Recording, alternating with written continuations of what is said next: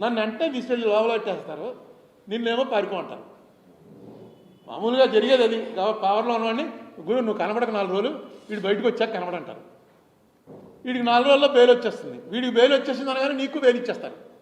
అప్పుడు అరెస్ట్ చేసి నిన్ను తీసుకెళ్ళి కోర్టులో పెడతారు. కోర్టులో నువ్వేం చెప్తావు? నా ఇద్దరం కోర్టు కేసులు కట్టారు, అతనికి బెయిల్ ఇచ్చేసారండి ఆల్రెడీ, అతనికి ఇచ్చేసారా, అయితే అతనికి ఇచ్చేయండి అంటారు.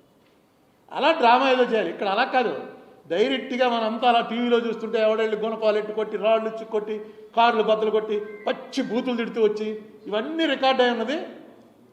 అతను లోపల ఎవరినైతే కొట్టడానికి వెళ్ళి చంపేయడానికి వెళ్ళారో అతను తీసుకొచ్చి జైల్లో పెట్టారు. ఈ కొట్టిన వాళ్ళందరినీ పోనీ అరెస్ట్ చేయకుండా అకౌంటింగ్ అని రాసుకోలే, స్టేషన్ బెయిల్ ఇచ్చారు. అసలు స్టేషన్ బెయిల్ కల్చరే స్లోగా పోయింది. మనకు తెలుసు కదా, చిన్న చిన్న స్టేషన్ బెయిల్ ఇచ్చే కేసుల్లో కూడా కోర్టులో ప్రొడ్యూస్ చేస్తున్నారు. మనకెందుకు కదా తలనొప్పి పోలీసులు. అయితే పోలీసులు కూడా ఏం చేయగలరు, వాళ్ళని మళ్ళీ ఎక్కడో కొడతారు.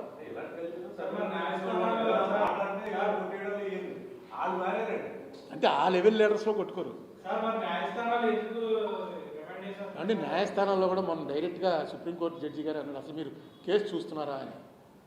న్యాయస్థానాల్లో కేసు చూడలే, పోలీసులు తీసుకొచ్చారు, రిమాండ్ తర్వాత వాళ్ళు బెయిల్ మూవ్ చేశారు అనుకోండి, బెయిల్ ఇచ్చేస్తారు. అందుకని ఇది పెద్ద కేసు చూసి దీనికి అర్హత ఉందా అసలు కేసు తీసుకురావడానికి అని చూసేంత లేదు. మనకు ఎలా ఉండేదంటే పూర్వం ఒకటే కేసు, మన అందరికీ గుర్తున్న కేసు. అంటే మీరు అప్పుడు ఇంకా చాలామంది పుట్టుండరు. ఇందిరాగాంధీని అరెస్ట్ చేశారు. ఇందిరాగాంధీని అరెస్ట్ చేసి ఎవరో జనతా గవర్నమెంట్ అరెస్ట్ చేయాలని మొత్తం వెతికి ఎలాగనే ప్రెస్టేజ్ ఆఫ్ జనతా గవర్నమెంట్ తీసుకెళ్ళి అరెస్ట్ చేసి తీసుకెళ్తుంటే దారిలో ఒక చోట ఆవిడ ఒకసారి కారోపు ఏమో ఎందుకు ఆపందో, ఇందిరాగాంధీ కదా మాజీ ప్రధాని, కారాపి ఏంటండి అన్నారు. ఒకసారి తల దిగుతున్నట్టు అంత చెప్పక్కలేదు, కారాపారు. కారు దిగి నెమ్మదిగా అలా అండి ఆ నేల మీద కూర్చునేటప్పటికి వాళ్ళకి అర్థం అవ్వలేదు, ఏంటి ఇవిడ ఇక్కడ కూర్చుని పోయిందని. చెప్పింది, నన్ను ఢిల్లీలో అరెస్ట్ చేశారు, ఢిల్లీలో కోర్టుకు తీసుకెళ్ళాలి, ఇది హర్యానా. ఆ ఆవిడ కూర్చున్న హర్యానాలో నన్ను మీరు ఏం చేయడానికి లేదు, హర్యానా మేజిస్ట్రేట్ దగ్గరికి తీసుకెళ్ళండి. ఎవరికి అర్థం అవ్వాలి. అప్పుడు శివశంకర్ గారి సలహా ఇచ్చాడని, శివశంకర్ గారికి చాలా ఇంపార్టెన్స్ వచ్చింది, చాలా పెద్ద పేరు ఎవరిచ్చారో నాకు తెలియదు, పెద్ద మారుమోగిపోయిందనమాట. ఎవరో ఇంత టెక్నికల్. వెంటనే తీసుకెళ్ళాలండి ఆ హర్యానాలోనే ఒక గెస్ట్ హౌస్లో పెట్టి ఏం చేయాలో బాబు అని అడిగారు. ఆవిడ హర్యానా నుంచి బయటికి రానంటుంది. హర్యానా స్టేట్లో నన్ను ఇక్కడే ఢిల్లీలో వెళ్ళిపోతే అంటారు. ఎంత టెక్నికల్ చూడండి. బెయిల్ ఇచ్చేశారు. ఇందిరాగాంధీని అంత పెద్ద వ్యూహం వేసి పదవిలోంచి పోయిన 6 నెలలకో ఎప్పుడో అరెస్ట్ చేసి ఇంటి నుంచి పట్టుకొస్తూ జనం వ్యవహారం తక్కువ మేస్ట్రీ టెక్నికల్ చూశాడు. లేదు బాబు కరెక్టే, హర్యానాలో అరెస్ట్ చేయడానికి కాబట్టి నేను ఇచ్చేస్తున్నాను, బెయిల్ ఇంటికి వెళ్ళిపోయినాను. పెద్ద బ్లో అది. ప్రధానమంత్రి చరణ్ సింగ్కి గొడవలు వచ్చేసే పరిస్థితిలో దెబ్బ కొట్టినటువంటిది ఒక్క మేజిస్ట్రేట్ గారు ఇచ్చినటువంటి లీగల్ ఆర్డర్ వల్ల. ఎవరికి బయాస్ అవ్వాలా, లీగల్ ఆర్డర్గా ఇచ్చాడు. అలా ఉండేవారు. ఇప్పుడు ఏమైందంటే వాళ్ళు పోలీసులు తెచ్చారంటే కేసు ఏదో ఉంటుంది, రిమాండ్ అనేద్దాం, మనకెందుకు డీటెయిల్స్లోకి వెళ్తాం.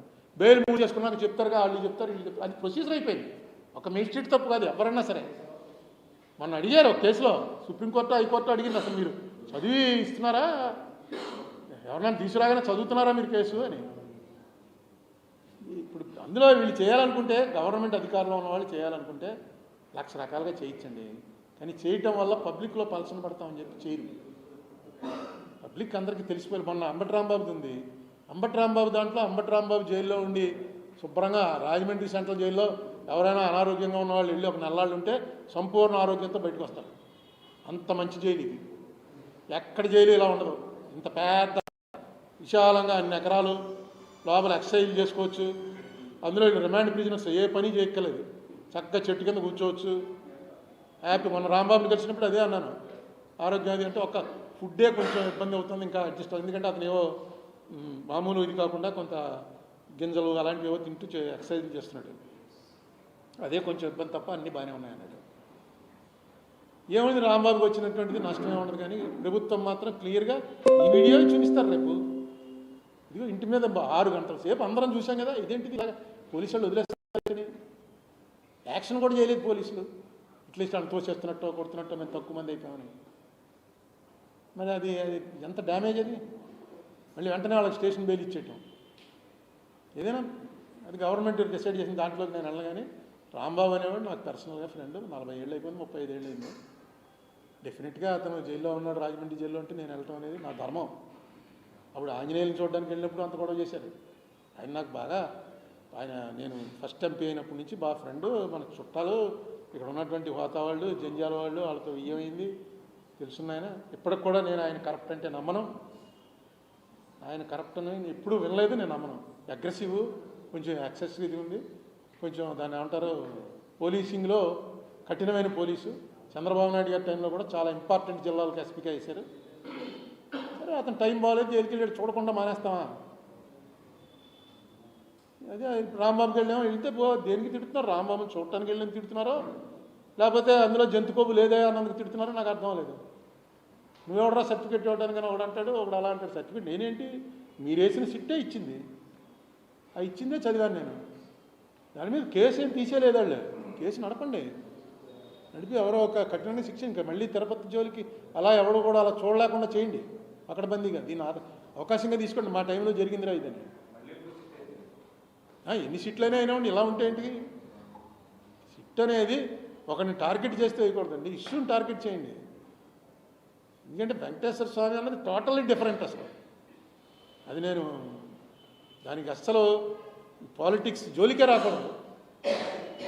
అంత గ్రేట్ దీంట్లోకి వెంకటేశ్వర స్వామి అనేది మన అట్లీస్ట్ మన ఆంధ్ర, తెలంగాణ, సౌత్ ఇండియాలో ఉన్నటువంటి హిందువులకి వెంకటేశ్వర స్వామి అంటే కలియుగ వైకుంఠం. అది సాక్షాత్తు శ్రీ మహావిష్ణువు కలికావతారం కాదు, ఇదిగో వెంకటేశ్వర స్వామి అవతారంలో వచ్చాడు అని నమ్మేవాళ్ళే ఎక్కువ.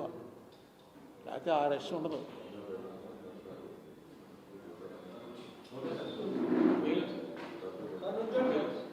వచ్చిందా?